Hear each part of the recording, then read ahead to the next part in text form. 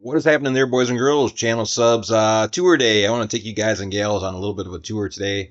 Right now, we're doing a little bit of shop talk here in the RC workshop. Got all you channel subs that know it well. I'm sure you've seen it all before. I've done a little bit of relocating here. Relocated my Hobby Zone Aero Scout over up against the wall for the time being, kind of like wintertime storage for the moment, just to get it out of the way. It's hanging by its tail section and kind of just barely resting on the wings, more hanging by the tail than the wings. And a good little storage spot there out of the way. It was getting to be a little bit cluttered in here. I had the Hobby Zone Aero Scout sitting over here and my brother's E-Flight Habu sitting right over here. And anytime I wanted to work on something, I had to move all that stuff around just to clear off space on my workbench. So we've got the Habu hanging up over here in the corner. We've got my Hobby Zone Aero Scout hanging up on the wall. Certainly not done with the airplanes, that is for darn sure. Just getting the feel for things. It's been a real busy summer, so the Hobby Zone Aero Scout is still in one piece. We only had 2 flights with it, but I need to sign up with a flight club. Not a fight club, but a flight club. An RC airplane club. There's one in our local town here, and I need to get in touch with those guys and join their club and or become a member. That way I have a good designated spot that I can go fly. Otherwise, for the time being, for the winter, we've got it hanging up on the wall for the moment. All right, so I'm going to take you guys and gals on a little tour outside and show you all a walking path that my brother and I have been working on over the course of the summer. We started this earlier in the summer. My brother started on one end of the trail. I started on the other end of the trail, and then we kind of met up in the middle. He was working at one area on his days off, and I was working on all the other stuff. So last time that we were talking on video, I said that we had about, or that I had about 50 or 60 hours, I want to say, roughly. Don't quote me on that. Invested into that trail using my brother's John Deere 3043D tractor. So that was a while ago. Right now, I'm sitting at about 100 hours of time invested into that trail, and maybe 65 or 70 gallons of diesel that we ran through the tractor so far. But I moved a whole lot of dirt on that trail, and I want to show you guys, take you guys on a tour there before all the leaves fall and cover it all up. Once the trail's covered up, it's going to be covered up. I'm going to leave it covered up. I don't intend on blowing the leaves off it just because I want to keep the leaves on the trail to keep the erosion down. So the more leaves that are on the trail, the less erosion we're going to have. So once the leaves fall, you guys aren't going to get a chance to see that trail again. So I want to take you guys on a tour today and show you what everything looks like before fall hits and everything gets covered up. So before we go out there, well, we're going to cover a couple bases. We're going to go out to the barn, the big pole barn, and I'm going to show you guys the John Deere tractor that we've been using to make the trail, as well as a couple of little dirt bikes. We've got a couple dirt bikes over here. My niece has a 2000 model year Honda XR100R, so it's a used bike, older bike. And my brother just recently picked up this little KO 125, which is like a little pit bike. And we've been just kind of racing around on a new path with those. So just having a little fun playing tag or whatever with the dirt bikes. So I figured I'll take you guys on a tour. We'll go out to the barn. We'll check out the little dirt bikes. We'll check out my brother's John Deere tractor that we used to make the trail primarily. As well as a rock pile. I gathered a whole bunch of rocks. We've been crawling on that rock pile lately with the RC cars. You guys and gals have seen those videos out there in the rock pile. Well, that rock pile is all rocks that I've gathered from making this trail. So I want to show you guys that rock pile as well before we go on a full tour. So once again, we're going to leave the shop here in a minute. We'll go to the garage. We'll check out the dirt bikes. We'll check out the tractor. We'll jump in a side-by-side and go over to the rock pile and then tour the trail from there. I do have a few of the rocks inside that I thought were, I'm like a rock hunter here. I noticed a lot of stuff and a lot of cool rocks, and I kind of want to show you guys some of the cooler ones, unique ones that I set off to the side. We get a lot of shells and stuff up here as well. So excuse the brief tour. Like this is a shell right here that we had found, and this one right here, it seems like clay. If you tap on it, it's kind of got a weird sound to it. But this one obviously has a footprint in it of some sort right here. The pad of an animal and maybe the toe track of an animal, possibly another toe track there. So an old fossilized footprint, it looks like right there. We get a lot of crazy looking rocks and fossils up here. Like this one It's like clay, but it's kind of like a cube, a tilted cube. It's just unique, to come across something like that while making this trail. A lot of rocks with iron in them. Some rocks that just look like the surface of a planet, the way um, all the different, there's reds and stuff in there. You guys aren't catching it on camera. This one here kind of looks like the surface of a planet. A lot of iron and rust and whatnot in here. Petoskey stones as well. Another piece of Petoskey stone here. And a lot of quartz. This is a chunk of like rose quartz right here. It's got a lot of iron in there. So these are some interesting rocks. This is a pretty cool rock. It's pretty heavy. All these rocks are pretty interesting in their own right. Every one of them. This one right here, we're probably not going to catch it on camera, but this thing is just loaded with sparkles. And I don't know what it is.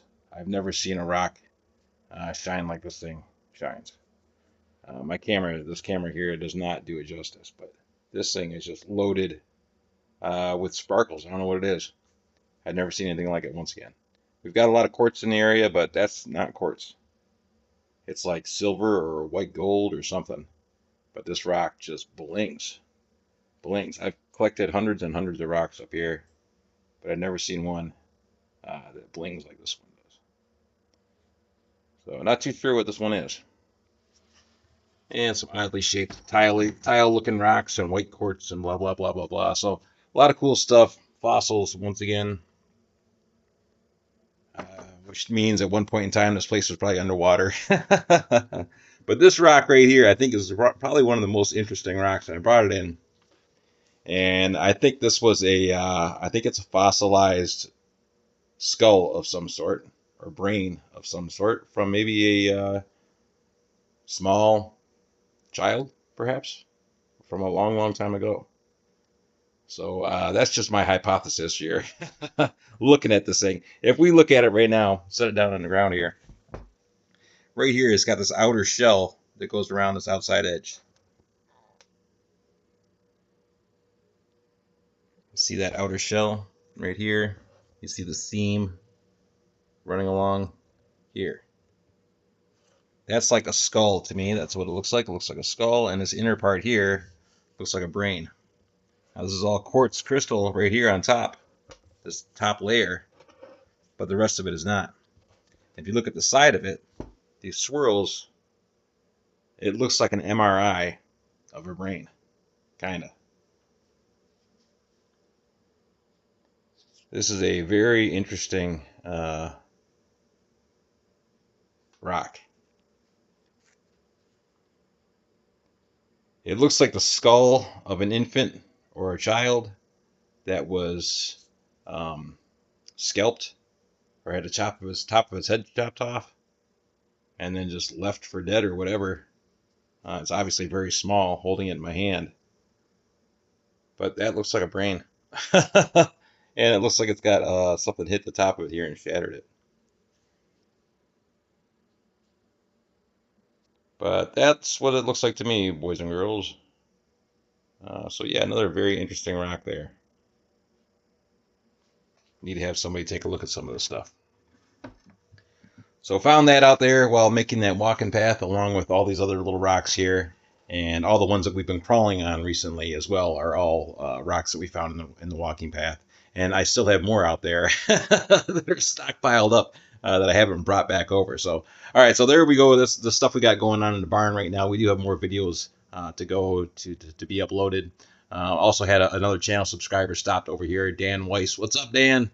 Dan came over here and stayed for a few days towards the end of October, Halloween. He was here for Halloween, and did a lot of runs. I think we did at least 6 videos. And Dan has a lot of vehicles, some competition crawlers, and we ran those competition crawlers out on the rocks and ran them up against some of the other vehicles over here, up against the Ascender and up against my niece's Redcat Gen 8, and they both did pretty good for going up against a competition crawler.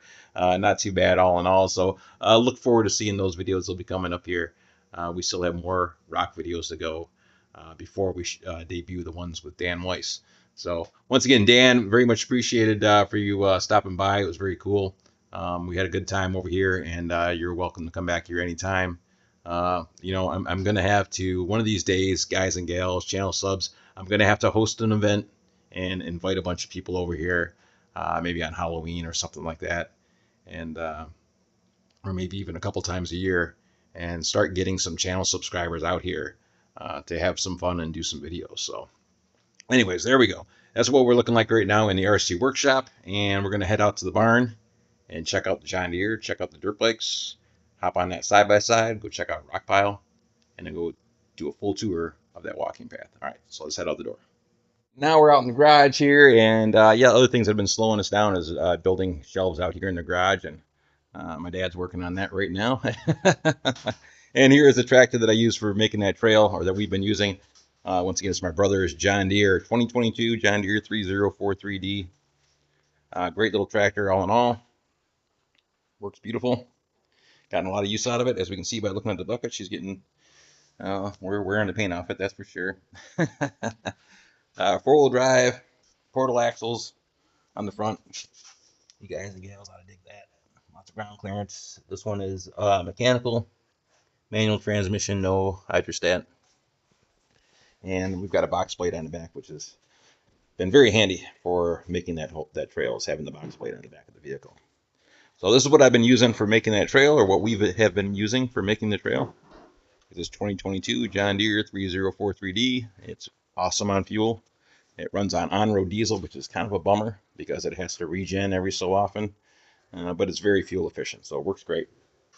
And the two dirt bikes that we've been racing around are my niece's 2001 Honda XR100R. And this one over here, which my brother recently purchased this summer, which is a KAYO 125, a little 125 four-stroke with little 60 tires on it, like you would see on a KX60 or a Honda CR60. Really small tires, 14-inch tires, disc brakes front and rear. But that little thing is a ripper. And the back tire is like a saw blade on this thing, especially on a small bike with an adult on it. It just shreds. So a very pipey bike for what it is. And he got a pretty good deal on that. And we've been racing around the trail with these two guys. All right, so let's go out and take a peek at that trail that we made. And we're moving along and out to the adventure course. Everything is really overgrown and starting to get covered in leaves.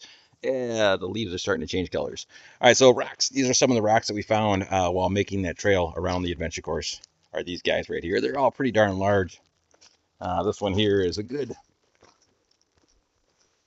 3 feet long by easily a foot thick and about a foot wide, and yada, yada, yada. It'll make a good rock for something somewhere. Whether we're climbing up the surface of it or using it as a border, or possibly the inside of a rock tunnel over under rock bridge. This one over here is absolutely massive. That green patch on top is the only spot that was sticking up out of the ground. And the rest of it was buried underground, so it's like, hey, you think you found a small rock, and it turns out to be a quite large rock. And we're going to be using a lot of these rocks here for rebuilding this over under rock bridge / frog pond area. I've been talking about that for years, but it is really dilapidated and falling apart. And so we're gonna, or that was my game plan, was to use some rocks to rebuild that area. And we're getting a nice little stockpile. And these are all our other rocks that I found out there. So trying to put these into somewhat of an order so that when I go to use them, that they're kind of stacked according to size and according to shape. So trying to make some kind of rhyme or reason out of the mess. And they're basically just all kind of stockpiled here and sitting off to the side. Some very large boulders along the way, they're quite large. That one's another 3-footer across, and another 2.5-footer, 2.5-footer, 2.5 to 3 foot, another 2.5 over there, another 2.5 beside that. But relatively good sized pile of rocks here. Initially, once again, I was planning on taking this whole area out right here and taking out this wooded section right here, along with this little crappy brick section and this little rock section and these two wheels. I've been driving me nuts for years.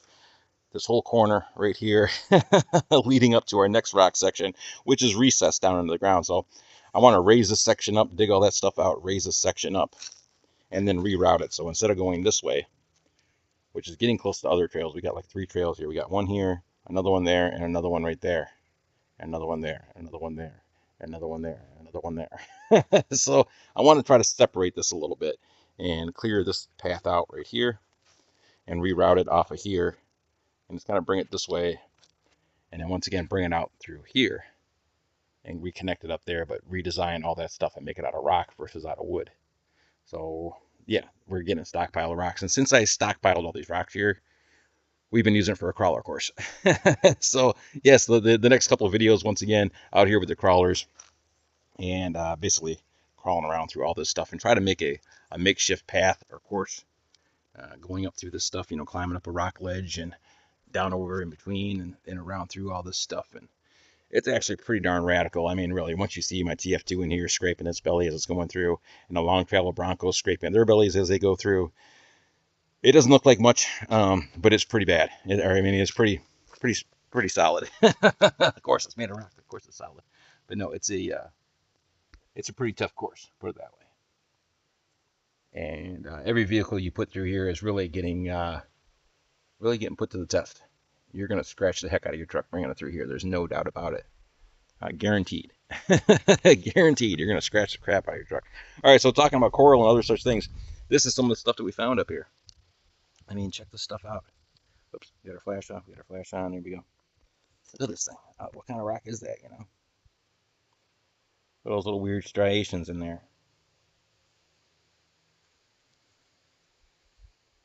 The way all that's formed into little squares. Yeah, it's a pretty odd little find, whatever that is. Once again, thinking that it's possibly coral. Other stuff that we found out there. Definitely evidence of sea life, perhaps. Whoa, don't fall, you're going to break it.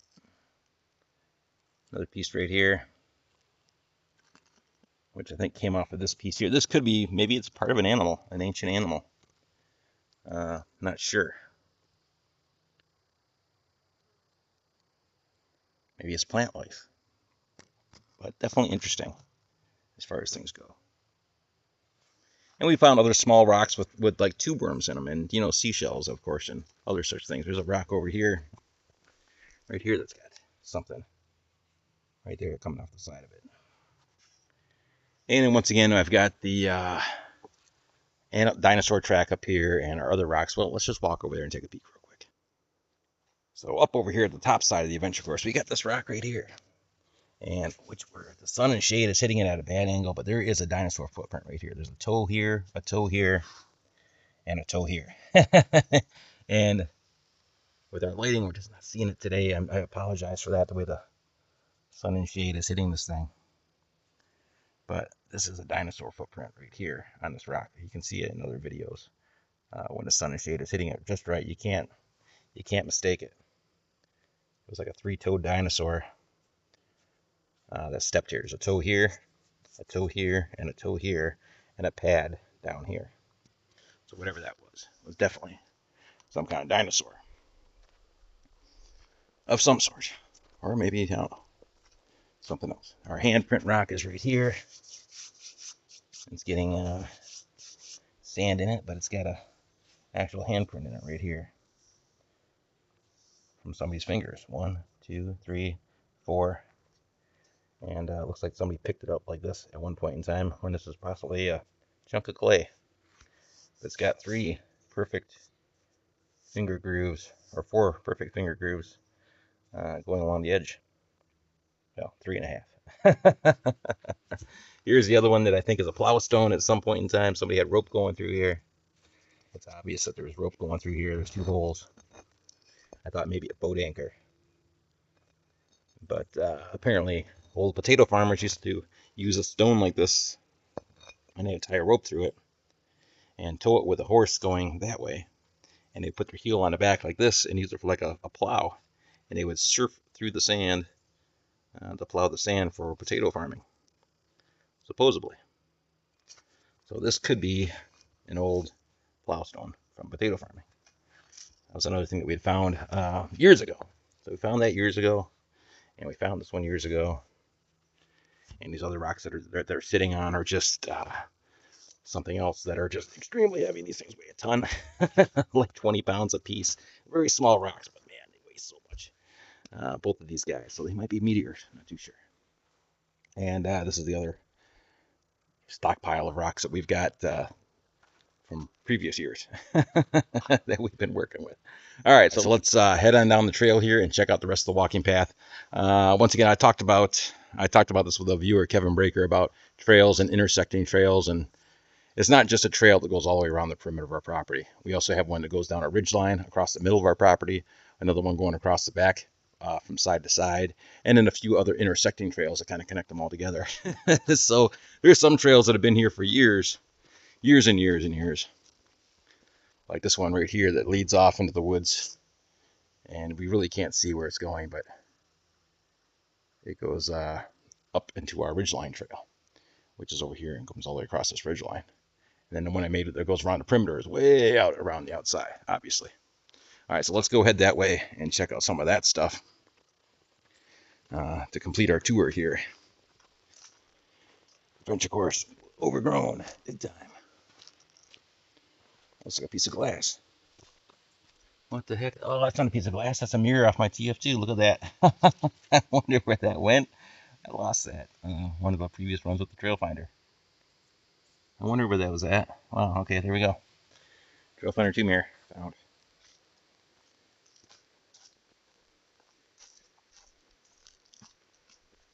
And we got the side-by-side over here, which was made in Vietnam. A no-name side-by-side, or maybe it is Backyard 400. I refer to it as the POS 400 because that's what it really is. All right, coming back here and looking at our trail, we're gonna hop on the POS 400 here and move to the other side. But this is the trail, another trail that I made. I made that maybe last year, the year before, I want to say. Last year, probably, is when I started that trail.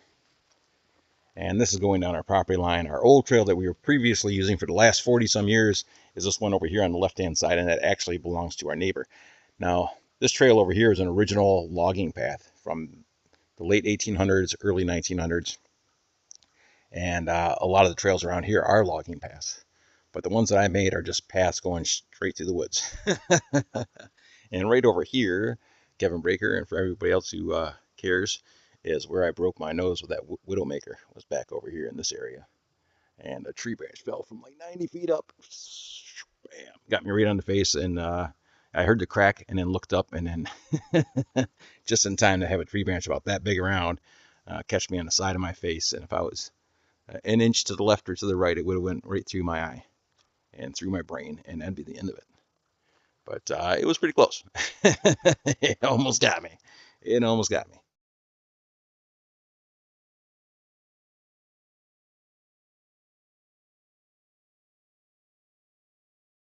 But here we are. We're still here.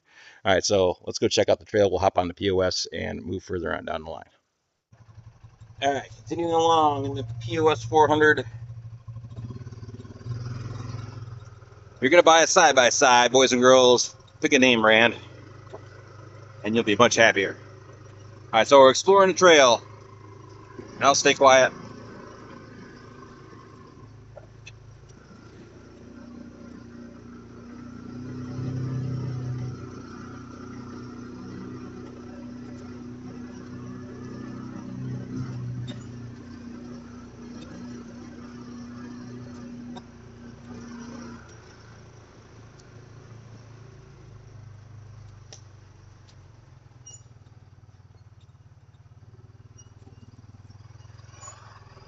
Kind of a tight squeeze here as we get past these trees and tree roots and blah, blah, blah. This tree has got to come down.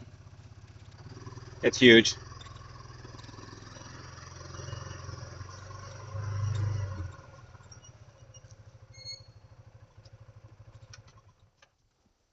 So right now we're kind of at a halfway point here. So the adventure course and all that other good nonsense is way down there on the other side of that valley. This big golden birch tree, which is gigantic, another 90, 100-foot tall tree. We got to take that one down because it's kind of blocking the path. Now right now we're at a halfway point on our trail, kind of a halfway point. And this is an old logging trail, once again, one of those old trails from the 1800s cutting across the property. So I didn't have to make this. This is a pre-existing trail, and we've been driving on this and using this trail for years and years and years. I've got it marked and labeled. shooting range and restricted area and yada, yada, yada, just to keep some of the local yahoos from ripping through here on their machines. Just something to make them think about before they come through here. All right, so on the other side of these trees here, that's our neighbor's property. We can still use it. We've been using this for years, but the property line goes this way. So our trail comes along this way, and it cuts across this way. And a little ways down here, I've got a trail that goes east and west. Well, actually north and south, kind of ish. That runs along a ridge line. And what's up, Ridgeline? If you're watching this video, another guy on YouTube, great channel, Ridgeline RC. So here's our Ridgeline trail here, and this goes right back to our house. And behind the woodshed, it goes all the way down that ridgeline, and you can turn right off the trail and go towards that woodshed, towards the track, or you can keep on trucking straight, and it'll take you all the way to the back and over towards our big pole barn. This trail here goes all the way down to the other edge of our property and meets up with the trail that we were filming on with our Volvo A60H. In the previous video that we filmed with the Volvo A60H was way back over here on the back corner of our property. And the next video, round 2 of the Volvo A60H, was filmed way over here on the other end of that trail. And then right here is, once again, that ridgeline trail that cuts through the middle. Right here and right here. And then I made little intersecting trails that come in so you can turn and turn easier as you're coming into here, so it's not so you're not making a right angle as you come in. All right, so right now we're going to right down here is the end of this trail where it intersects with the other one. It's right down there by that pink ribbon. That is the property line. All right, now let's hop back on the POS 400 here. We'll go back to the other corner down there, down to where we started the filming for the Volvo A60H, and then we'll just kind of walk the rest of the path all the way up to the end. And maybe come back. I don't know. It's going to be a long walk. It's going to be a long walk. It's going to be a long video, too.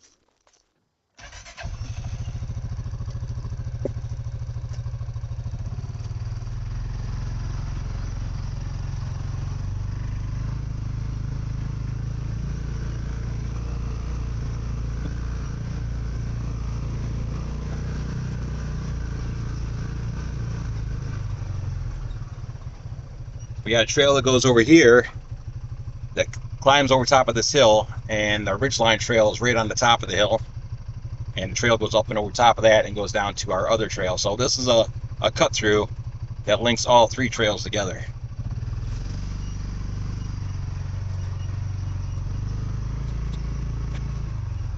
Now, some of the stuff I wanted to keep natural looking, like it looks like a regular trail through the woods, not a highway.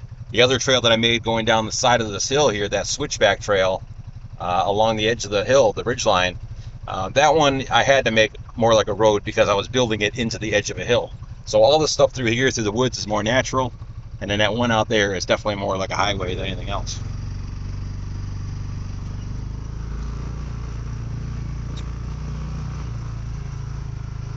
Another little half moon shaped trail there that connects this trail to this trail behind us. So if we're ripping through here on the dirt bikes and racing around, gives you another avenue.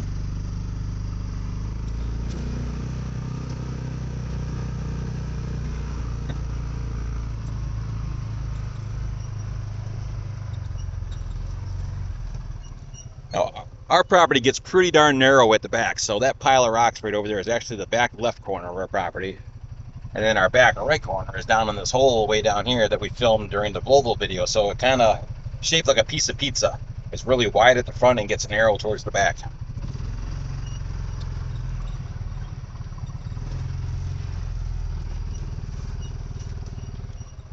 There's a property line on a tree down there, right there, because our property kind of cuts angles down over the edge of this hill, which is pretty steep hill.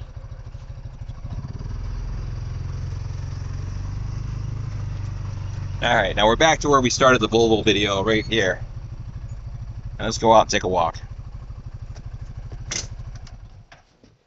All right, so this is where we filmed the Volvo A60H video, right over here. And once again, I've been using that tractor to take dirt from the right-hand side and pile it over here on the left-hand side and building this trail right into the edge of this hill. And I said in a previous video that I moved, thousands of yards of dirt, and that's no lie. I moved thousands of yards of dirt. It's not just it's not just cut and dry. Like, you see this angle of the hill, and you're like, okay, that's not that bad. I'll just take a little dirt here and throw it down there, and we'll level all this off, and it won't be a problem. It's not just like that. There's big dips and pits along through these woods as well that eat up all kinds of yards of dirt. Well, we'll check that out here in a second. See, as we're going over the edge of this hill here, there's a little pit right there, a little divot. And if you were to try to level that off, it's probably going to take about 5 yards of dirt just to level that off to make it look like it's part of the hill. But if you were to try to level this off flat, now you're talking probably 10 yards of dirt to make that happen. And we move down in this other little one down here. You can see we've got this hill right here, and it drops right off on the other side.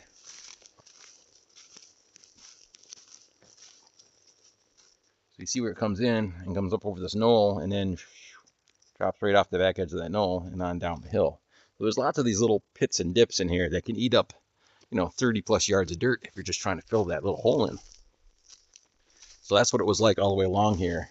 It wasn't just moving dirt from point A to point B, but there's these big pits and gullies that you had to fill in order to make that happen. I tried to pick the best route that I could. There's another pit there and a hill there, and it drops down over the edge. That's a small one. There's just gigantic holes around here that you could hide a Jeep in if you wanted to. You could stick that thing in one of the holes, and you'd never even know it was in there. So down here is the old path that was the original path, logging path, that we used for several years. Once again, divot there, and a pit and a hill. Camera just never does this stuff justice. New camera's not doing too bad, but for the most part, camera doesn't do it justice. So here is the bottom corner of our property right down here, this little mud hole. We filmed a few videos through here throughout the course of the years, up in this area, off on that area, which isn't our property. But that mud hole is where I got stuck with the quad a couple years ago. So that hillside is ours essentially, and then all along here. So this was a trail that we were using for years and years and years, 40 years plus, was going through here and along up here around to the back half of our property. And then this hill right here is something that I recently made, was this path coming down along with all this stuff going around the outside edge. Mosquito on my arm, little bloodsucker. All right, so we just recently had a new neighbor that bought this property adjacent to us, which was vacant for the last 40 some years or 50 some years. And when they bought it, they had it surveyed and put up some property stakes, or survey stakes. And at that point in time, that's when we took advantage and started making the trail going around the outside of the property. So you can see where I've been adding dirt here and building this up along the way into a valley here. So we're really on the top edge of a valley, or on the side of a valley with that trail. And we filmed all kinds of videos over here. We had the old log hill run that we filmed over here on this side when nobody owned it. And we filmed the leak hill run over here on this side, which extends all the way up here to the other side of the road. So we did a couple videos back here. It was a fun little area for a minute. Here's another one of those little pits and knolls. We crawled through this on the one video, but you can it's just a dip there, and then so if you had to try to fill that area in, it would just eat up all kinds of dirt, to do that. And once again, it was like that all the way along here. So we'll just keep on walking down this trail, and you can see where I added all that material across the top here. There's another one of those pits right there, another hill, and a divot on the other side. And there's another one right here.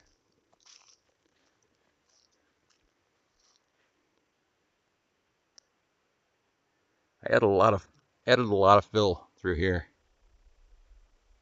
Once again, it doesn't look like much from right here, but it's 3 to 4 feet in most areas along this edge. And the logs that are laying in here, I brought a bunch of the logs over as well and drug them down into the trail to try to stop that dirt from coming down the hill whenever it rains. And was trying to pitch this and build it so the road pitches back into the hillside. So when it does rain, the water flows into the hillside and not over the edge, to eliminate some runoff. But we definitely have had some runoff through here. There's no doubt about that. We've lost some material. Here's another little cool pit and knoll right here. We filmed, this is part of the Leak Hill Trail that we filmed through here. And this is a really cool spot. For a minute there, I thought we were going to lose it because I thought it was on the neighbor's property, but it turns out it's our property, which is this little hill here. It's got a big steep edge on it, and it drops down into this valley, and it goes along underneath that little tree there, and it pops back up on the other side. We had the Red Cat Gen 8, my Trailfinder 2, and my brother's Vatera Ascender K5 Blazer back here a few years ago, and did a little video in this area. Once again, a lot of fill in here. It doesn't look like much from the ground, but it's a lot of dirt added in here to make this happen. Especially as we look down the line, looking at that outside edge. Like I said, I moved thousands of yards of dirt. There's no doubt about that. Thousands of yards in the process of making this trail. And I hope you boys and girls are enjoying the tour. If you're not, then hey, click off and go do something else. It don't matter. It don't matter to me. So yeah, we're still on the neighbor's property going through here, technically speaking. And our property is basically where the dirt pile is. I gave the nod to the neighbor and made sure that I stayed off their property when I was making that trail, just so there wouldn't be any complaints in the future about things. There's another little valley right here. It runs through here, a little canal that snakes through this area. Camera just never does it justice.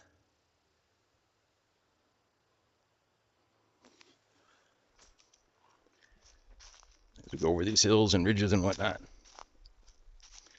Right now we're coming right back down to that halfway point that we were previously at. Now I'm sweating like a whore in church, as they would say. Sand, look at all the sand. It's beautiful white sand. It's beautiful white beach sand. It just washes up out of nowhere. It's like white. And it's definitely beach sand. And it just definitely comes out of nowhere. Just washes up out of the ground every time it rains. So that's another indication that it was probably ocean at one point in time. All right, so here's the property line. Here's our shooting sign line going down through here. Key our flash off. Our trail heading up towards where we filmed with the Volvo. And heading back down the other way to the other side where I filmed round 2 of the Volvo. And here's our property line right there. Little pink stake. And another pink stake. And so on and so forth on down the line. And just trying to stay off that property line. That way I don't upset our new neighbors, which they seem like pretty cool people. I'm not going to throw their name out there, but they seem pretty cool. And the trail did go right through here to the left. Initially it went this way and then turned left. And then recently I just kind of made a little jump right there. A little cut through for the dirt bikes. And there's another trail right here that runs up to the right towards that Ridgeline Trail. You got to kind of cut hard and avoid this edge as you're going up the hill. And that takes you back up to the ridgeline. There's another trail that takes you back to the ridgeline. Another one that takes you back to the ridgeline. And so on and so forth. And this trail right here initially went this way. Up and through and around these trees. And then I added this little section right here as a jump when we were racing those dirt bikes. Just something that we could go screw around with. So nothing crazy, you know. We're not building a supercross track. We're just out here with an XR100 and that little KO 125. So just making it a little bit interesting. And then once again, more rocks that we've been stockpiling or finding. I usually stockpile them where I find them. That way I know that there's more rocks in that area.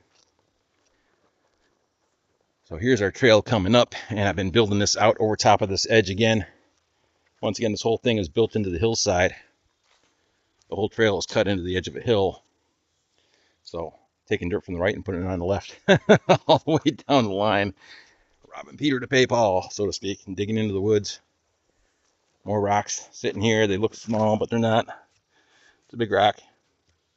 A 9-inch spread there between my finger and my thumb, my pinky and my thumb. So it's 9 inches across right there. So they're all pretty good sized rocks for what they are. Quartz lines going through them. And I usually, like I said, been stockpiling rocks where I find them. That way I know that there's more rocks in this area. So big pile of rocks there, pile of rocks there. This is just recent stuff. I did have everything moved over at one point in time. Once again, probably more indications of coral, whatever that thing is. And yeah, getting sidetracked. Here we go, looking at the trail. Trail cut into the hillside. And you can see how much it drops off over on the edge, which is probably about 4 feet right there, 3 to 4 feet on that side. And once again, running right back down this edge. Initially, trail going around this outside edge, and then stealing so much dirt from the left that it's turning it into another little section of the trail. Another little rock right there, but another little section. There's all kinds of rocks in here as well.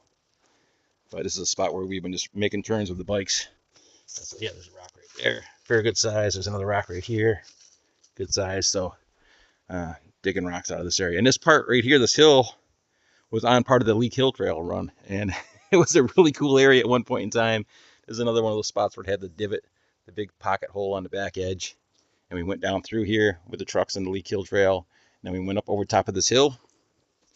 And I had a log bridge right here that we were climbing up and over. And then going down this side of the hill, which is gone.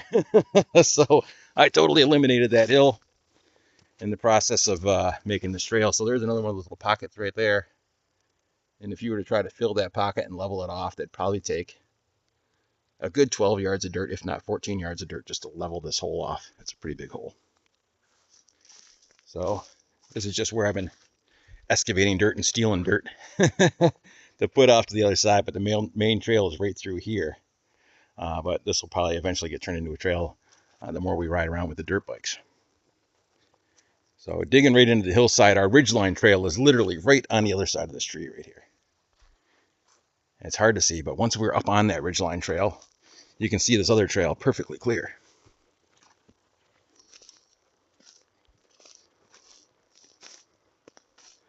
And here's the Ridgeline Trail. Right through here.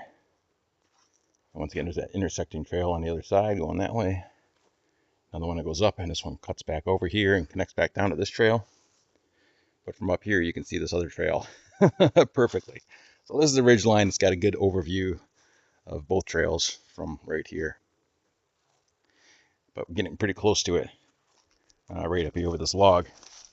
I basically just kind of, I was going to move that out of the way, but I figured that was a good stopping point. Not to go any further than that, digging out this hole, or else we were going to erode that hillside right there.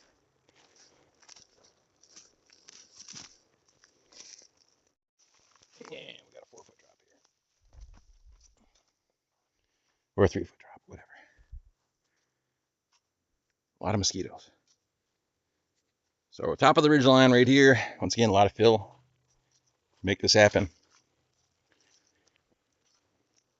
Huge hole right down there. This is really built up right here. That's no lie, probably 7 feet or 8 feet of dirt right here. And if we were to try to fill that hole, that would eat up all kinds of dirt. That little pocket right there. If we were to try to build that straight up and across to here, that'd take about 30 yards of dirt just to fill that little pocket. And once again, that's what it was like all the way through here. It's just, there's little pockets everywhere. So some of these holes just take a tremendous amount of dirt in order to fill them. And it was just all rock through here. This whole hillside is nothing but rock. Using that back blade to pull this stuff down. And I couldn't cut it any deeper because we're just scraping across rocks all the way through here. And once again, this stuff here, I don't know if I mentioned it in this video or not, but I was pitching all the stuff inward this way. So this outside edge is higher than the inside edge. And we do get puddles that form. So that lets you know that it's working. Otherwise, if it was tilting this way, we'd be losing everything going over the edge of the hill. So whenever it rains, we get minimalistic runoff coming down the hill from the raindrops just chiseling in. We get some driving rain. So it just chisels in on this side and removes what it does. But for the most part, everything is pitching back this way. So when it hits, it rolls back this way and doesn't go over that way. If it was going over that way all the time, we'd have tremendous loss. as far as things go. And there's more rocks, more chunks of cobblestone and stuff in here that I'm pretty much just writing off. Some of those smaller rocks, I'm not even worried about at this point in time. Maybe a couple of years ago, I would have been really anal about that stuff and would have been picking up every rock that I found. But now I really don't even care. At this point, I've been burying a lot of rocks of that size throughout the process of making this trail. But we were filming and dumping and stuff with the Volvo. I can't remember. I think we were filming up here possibly with that. Yes, we were. We didn't do any dumping along here. This is another log that I brought in. Chained it to the front of the tractor and drug it over here and laid it down in there to block dirt in the future. Same thing with this one over here.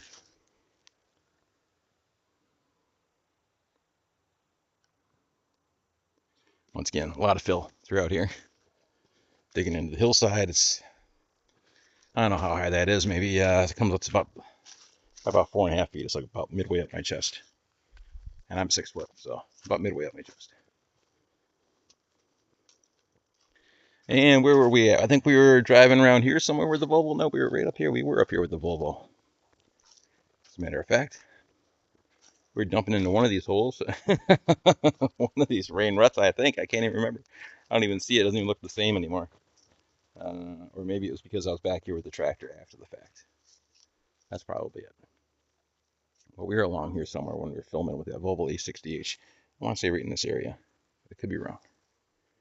I could be wrong. And here, once again, is another cut-through path that goes up to that ridge line and joins in. And our path going down the hill. And where we were digging with the Volvo. All right, so we're going to fire up the old POS 400 here and head on down the line. Now, another reason I call this vehicle the POS 400 is because it's actually our second one. That's the second one. We bought one. My dad purchased one earlier, a couple of years ago. Last year, I want to say last spring, he purchased one. Look at all that fill in there. It's tremendous. He purchased one last spring, and it was all black. And about 175 miles into owning it, the water pump quit working on the machine, and then the electric fan quit working, and it was just overheating like mad. And we took it into the dealership and dropped it off. And without saying too much about it, they had a bunch of other ones that were sitting at the dealership at the repair shop waiting to get fixed, waiting for parts. And that was just one location in Michigan that was waiting for parts. And from what I understood, I could be wrong, I'm not going to slander anything, but from what I understood, there was a lot of service areas that were stockpiled with these things, with broken parts. And they were waiting for parts from Vietnam. It was made in Vietnam. I'm not saying anything bad about Vietnam, but that's where it was made. And they were waiting for parts because we're having issues with shipping, right, boys and girls, these days. After COVID-19 and everything else that's been going on in our world, we're having issues with shipping. And so the dealerships or the repair people couldn't get the parts for the machine. They just couldn't get them. So the place that we bought this machine gave us another one. And this is round 2. So the first one was black, the second one's camouflage, and it's still a POS. The first one was squeaking like mad when we got it. Squeak, squeak, squeak, squeak, squeak. And this one does the same thing. It's got a squeak that we can't find. We checked everything, all the universals, greased everything that can be greased, took up all the brake rotors and calipers apart, and we just can't figure it out. So it's still labeled as the POS 400. All right, so we're going to fire up the POS and head on down the trail and check out the other half down here. And I tell you, for a side-by-side, it's really fancy. They've got all the bells and whistles here. You can tell when you put it in 4-wheel drive or locked at differentials, everything lights up. It's got the fuel gauge. It's got the clock. It's got turn signals. It has the high beam, low beam indicators. I've actually been teaching my niece Rebecca how to drive with this thing, using her turn signals and horn and looking both ways and putting your seatbelt on and teaching her the rules of the road before she takes driver's ed. So it has been handy for some things, but it's got all the bells and whistles. That's how they kind of suck you in. But once again, in my opinion, boys and girls, if you want a reliable machine, buy a brand name. Not being sponsored, but that's just my thoughts.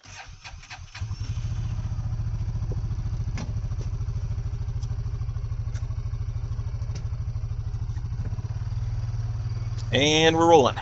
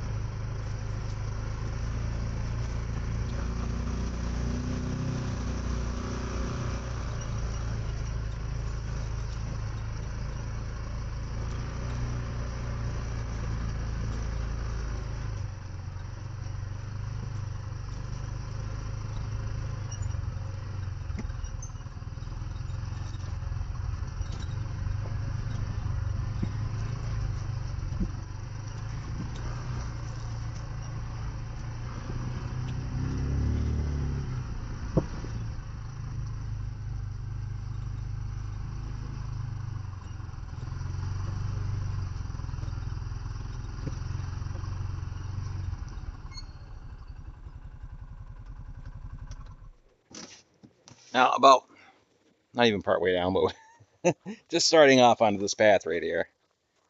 And I want to point out this tree to you guys and gals. This one was scaring me the entire time I made this trail.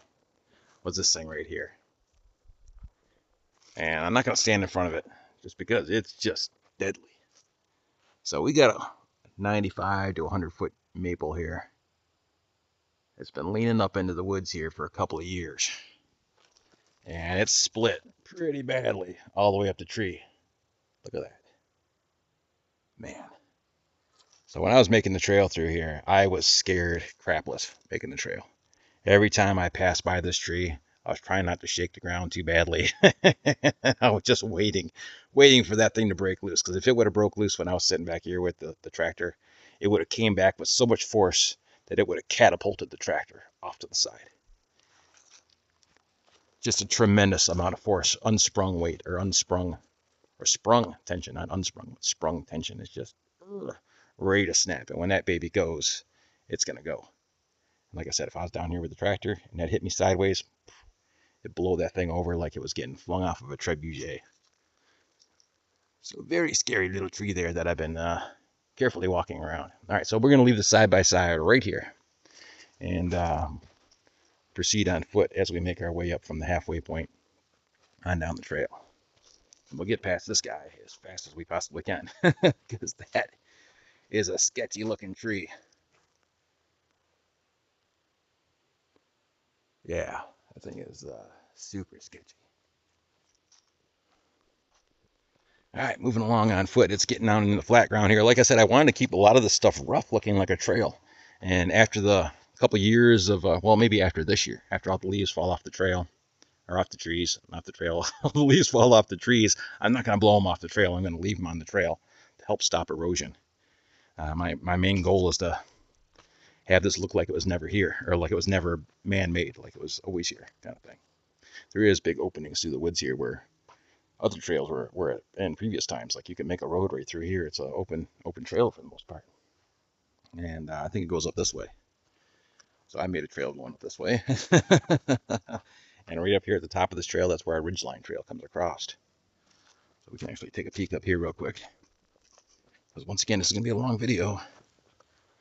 Just spotted a rock on the way up the hill here. So here's our ridgeline trail right there. Right there.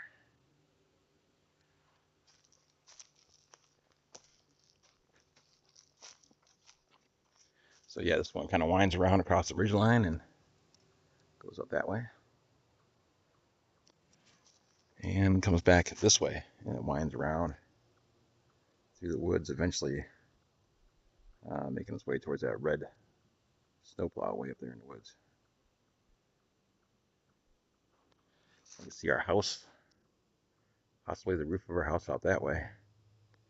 And the roof of the RC workshop right over there, there's a chimney from the RC workshop. And a log shed there. And the RC adventure course. Just adjacent to that on the other side of this valley. So this valley here, lots of valleys. And ridges. There's a POS right down there. A POS 400.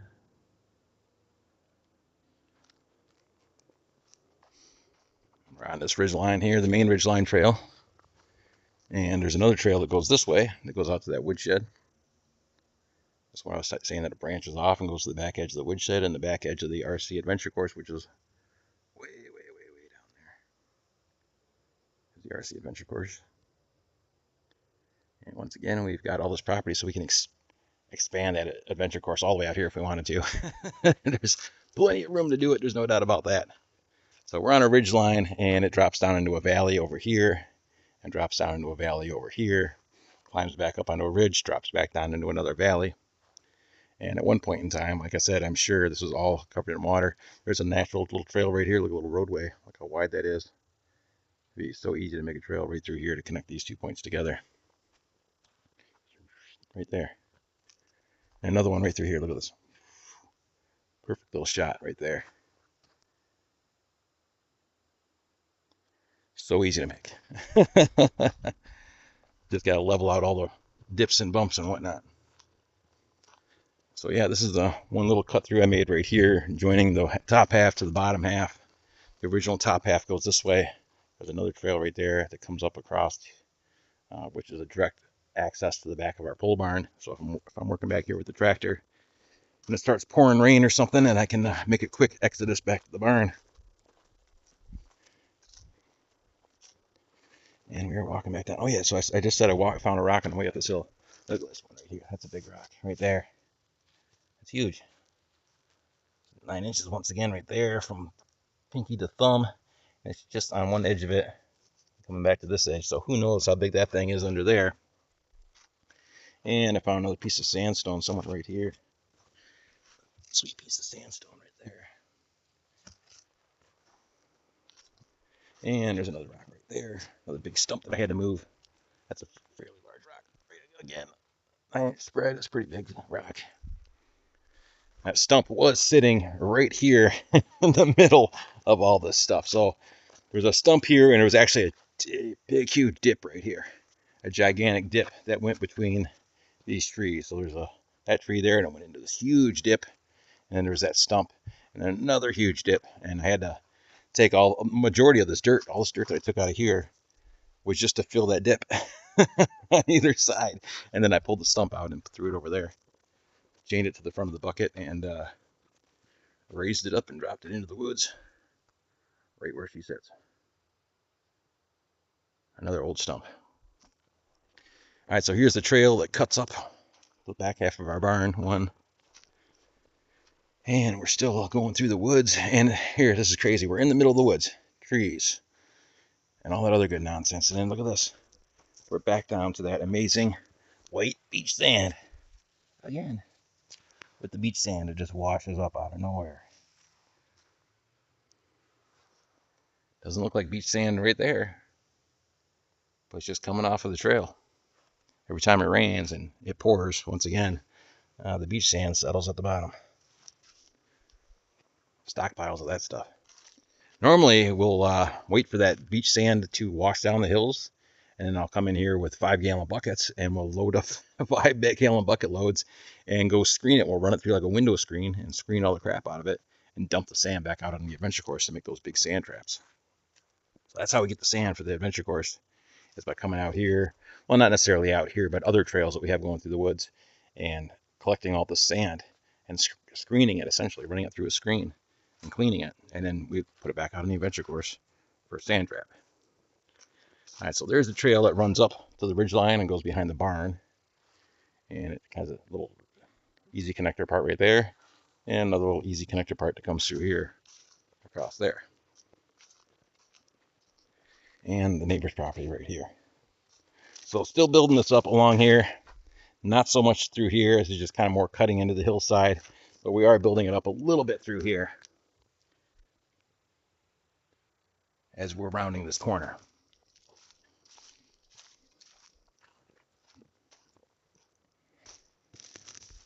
The same thing, I actually have a log buried right along this edge. I used the log as like a barrier to kind of mark the property line, and then just built right up to it.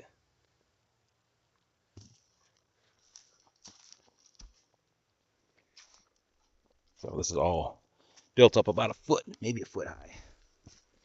And we have some runoff going into the woods. So I've had to come through here and build this back up and build it back up and build it back up and get it to the point where it's, once again, pitching back down towards the hillside. So it's not going to run off this way. It's going to run back into the hill versus running over the edge.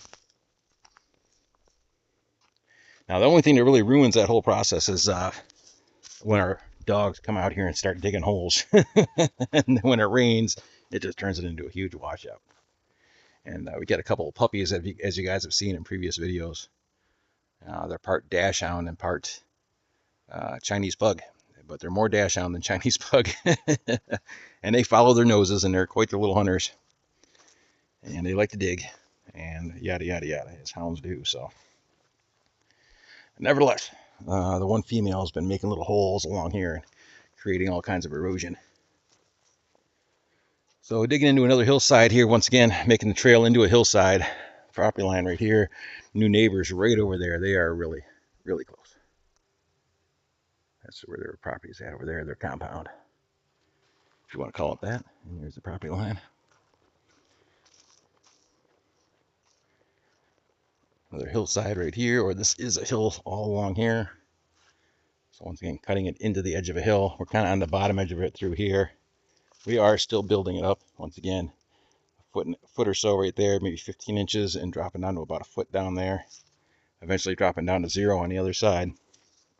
And then right in here, we're dropping down to about 5 or 6 inches of fill, and then it goes back up. And we're starting to get into about 2 feet over here, and then about 3 feet over here. And then it kind of proceeds as we go over the edge of this hill. So the last video that we filmed with the excavator was back here. And I started filming right here at the top of this hill. And we were running the dump truck up and down the hill. I said excavator, but the last video I filmed with the tipper truck, round 2 testing. Round 2 testing with the tipper was right up here. And I was running it to the bottom of this hill and driving back up slowly just to test the motor to see how much heat we were getting off the motor. And it wasn't bad, not bad at all. I mean, the motor says caution hot, don't touch it, sticker on the side. But for what we were doing with it, we were going so slow and it wasn't creating all that much drag. You could put your finger on the motor and it was cool to the touch. So if we were ripping up and down the hill wide open on 3S, then it maybe it'd get warm. But with what we were doing with it, it wasn't getting hot at all. And it had more than enough power to go all the way down this hill and all the way back up, or I should say, all the way up the hill without a problem. And then I was out here with the John Deere after the fact and was repairing the hill a little bit more extensively. So round 2 testing with the dump truck was right here. I was loading right here with the truck and bringing it down the hill and back up.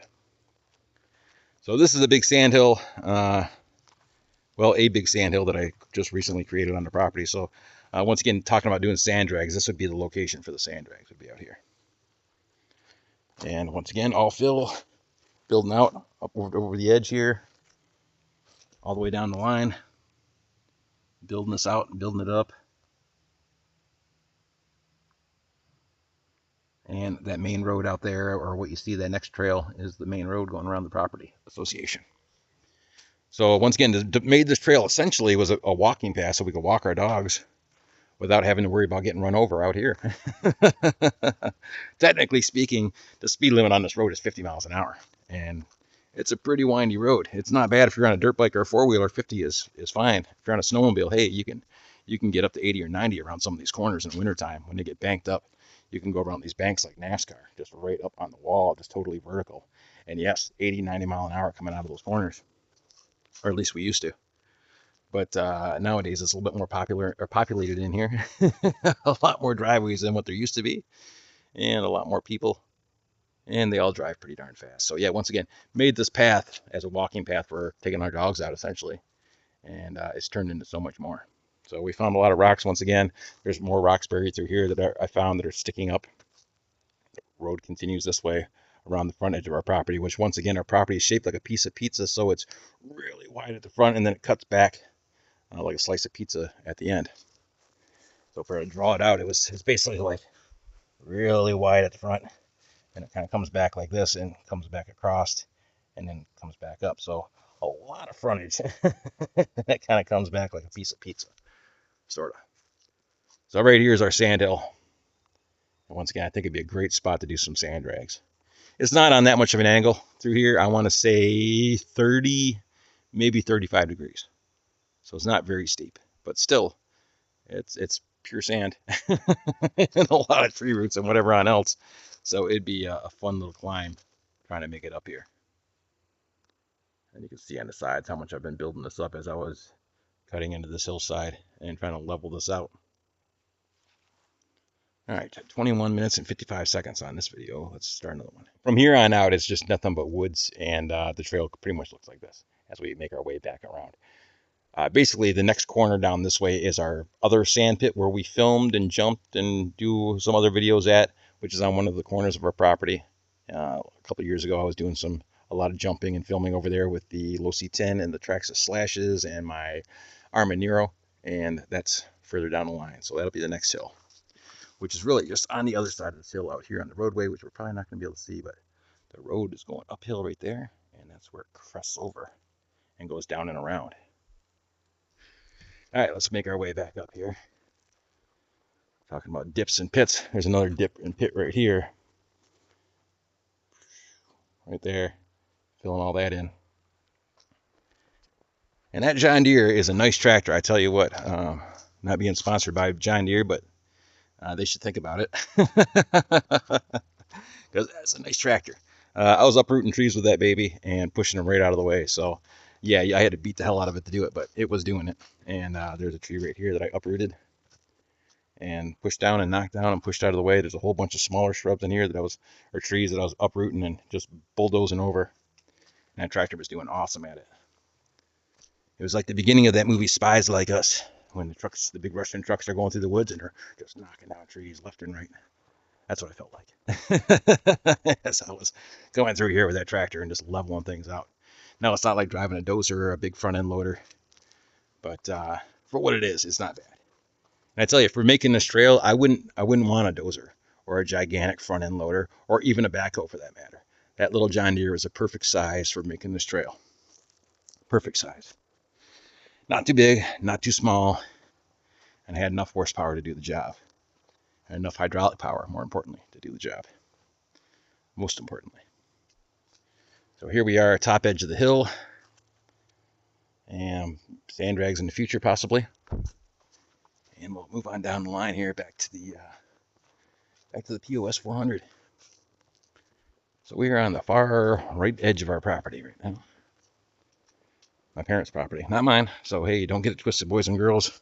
I don't own anything. I am very, very poor. Very poor. All things considered. And I help out my parents with all kinds of things. My parents are seniors and in their 80s. And I help them out with all kinds of things. They are very mobile. They are very mobile. They're doing great. You wouldn't think that they were in their 80s, I can tell you that. Like you see my dad earlier in this video, out in the garage building shelves or working on building shelves. And he's mid-80s. He's still doing great.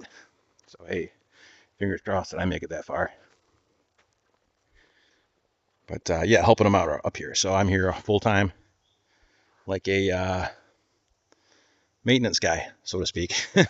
I do all the yard maintenance and help out whenever things need to get helped out and drive people to appointments if they need to get driven to appointments and yada, yada, yada. And I don't make any money other than YouTube, and I don't make anything off of YouTube.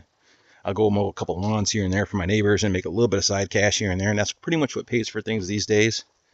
But before that, all my income was from my past job downstate before I moved up here. I, bought all my RCs with money that I worked my butt off to earn, driving dump trucks and out in the construction industry. So that's where the money came from to buy all my RCs. But since then, I've been very, very poor. And it's hard to keep your RC channel going if you got no income, I can tell you that. So on YouTube, let's talk about that. On YouTube, I don't make anything, really. I make maybe $100 about every 6 months. If I'm lucky, I'll get a $100 check about every 6 months from YouTube. Now, if you can live off $100 for 6 months in, Michigan, northern Michigan, or anywhere in Michigan, then you're a better person than I am. If you can manage to live off $100 for 6 months, yeah, good luck. Good luck. So yeah, recent partnership with Amian Hobbies and AvantLink. And if you boys and girls want to help out my channel, seriously help out my channel, then purchase through the links on all the upcoming videos. And really, that'll be the biggest help for me than anything else. All right, so we're back at the midway portion of the trail once again. We'll fire up the POS here and start heading down the rest of the line and finish our tour. Back in the machine. Fuel injected. And it's a 400cc machine. But in my mind, whatever throttle body they have on here is just way too big. Because it sounds like it's over carbureted. It's fuel injected, over throttle bodied. It's got too much fuel for the size of the motor.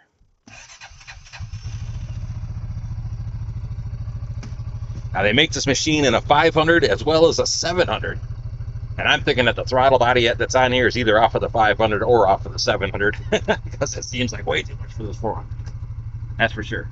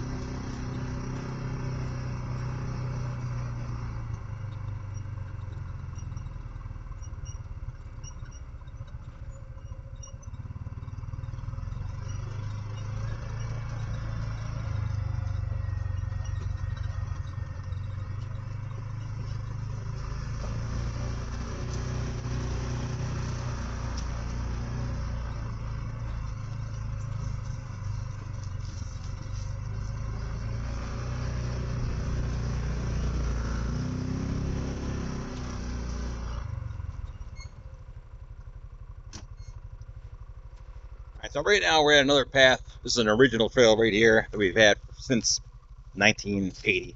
It's this one right here, which goes out to the main road and comes back in, that joins that ridgeline path, which is at the top.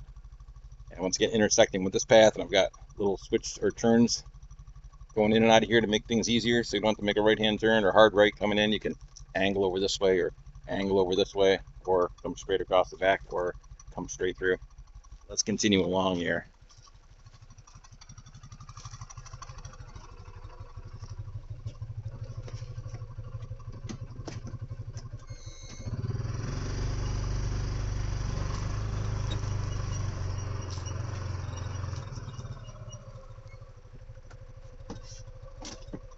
Now, on a side note, as we're looking at some of these old trees here, this place used to be a pine forest at one point in time, 100 years ago. It was all nothing but pines through here 100 years ago. And this is what's left of them, right here. All this red bark right there. This is a 100-plus-year-old tree right here we're standing on top of that fell down and is going that way. And we've got a bunch of these throughout the woods, these old trees, and this golden birch right here is growing right over the top of it. Right over the top of that fallen down tree. So back in the 1800s, this was nothing but pine trees through here, and it was being logged out. And then in the early 1900s, there was a fire that swept across the entire top half of Michigan and burned down a whole bunch of woods. And I think this was part of it, because that's some of the old trees that were here previously. And then all these hardwoods grew up right afterwards. And as you can see, most of these hardwoods are pretty darn straight, and they don't leaf out until they get to the top, which basically means that they all started growing at the exact same time, much like all this underbrush here, and it just grew up and grew up and grew up and grew up and grew up and grew up and grew up, and they branched out up at the top and nothing down below. So that's why all these trees are long and thin. And the only stuff that branches out is the stuff that has nothing around it, such as this big tree right here. It really doesn't have that much around it, so it has a chance to branch out. But all the other trees throughout the majority of the woods all started at the same time, much like all these saplings over here. And they just all grew up at the exact same time, which is why they don't branch out until they get to the top.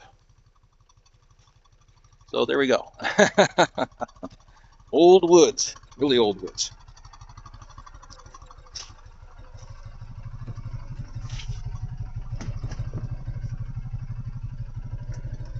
Tally ho.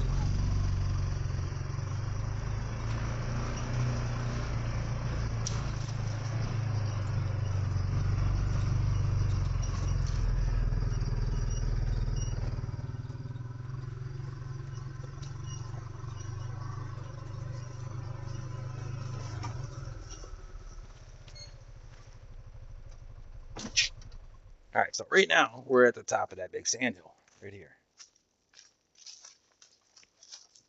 This is where we're jumping the Losi 10, and the Traxxas Slash and the Armanero was off of that dirt mound right there, coming down the road, hitting that dirt mound, jumping over this entire pit, and landing on the other side. So we filmed a few videos out here. We filmed a few in the summertime, a few in the wintertime. And this is the other edge of our property as it comes around the corner.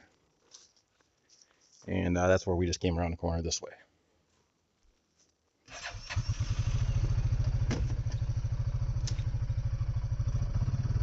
And we're moving.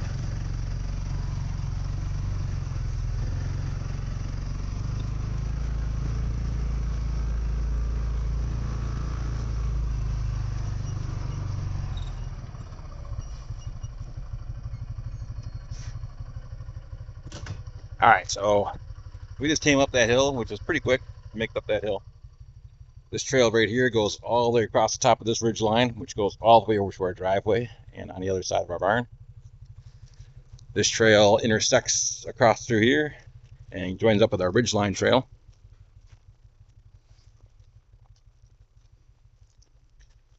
Which goes this way. Right there, and goes up a ridgeline that way. And also cuts to the right and goes out to the road down that way, where we were just previously at. And also turns to the left and goes down to our house. And then we got another trail through here that shortcuts to the back of the barn. Another trail right here going this way that shortcuts to the back of the barn. So that'll go right to the back of the main big full barn that we just put in. And once again, this goes back down the ridge line and turns off to go that way and splits off in many other different directions. So we've almost gone full 360, boys and girls. I don't know how long we've been filming here for, maybe an hour. And we've almost made it all the way around. Once again, trying to make this wide enough that you can drive through with a Jeep. And great for walking and great for racing the dirt bikes around. Don't know about the RC cars, but we got our sand hill, and that's a bonus, right?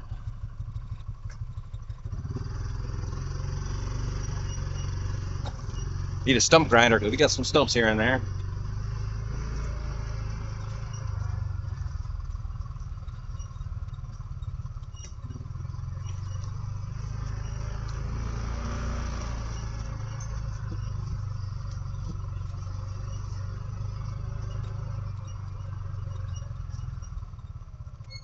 We got the main road, our driveway, and the pole barn over there.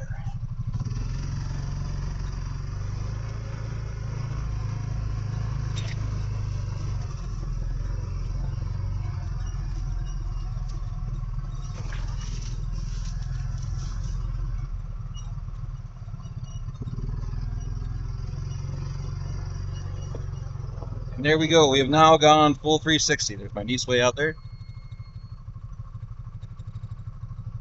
And we're back to the pole barn.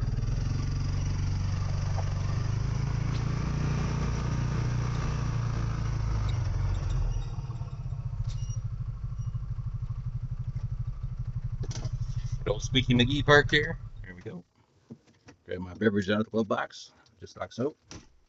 And off we go. The only nice thing about this machine, well, one of the nice things is it actually came with a winch. Got a nice 3,500 pound winch there in the front. We used it a couple times, not to pull the machine out, but we've used it for other things. It works all right. All right, there we go, boys and girls. That concludes our tour. We're back to the barn. Questions or comments are always welcome. As always, we'll say goodbye to my dad here. Hey, you're making some headway there. Making some headway.